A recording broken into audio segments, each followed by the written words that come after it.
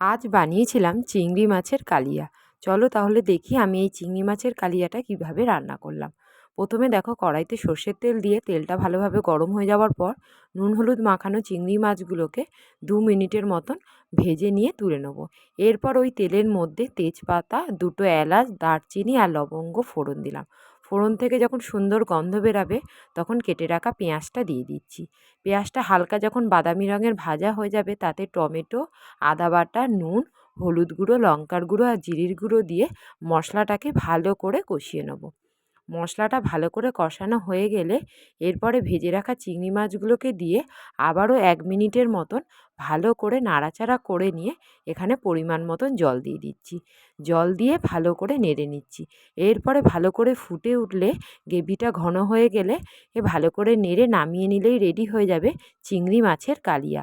গরম ভাতের সঙ্গে খেতে খুবই ভালো লাগে।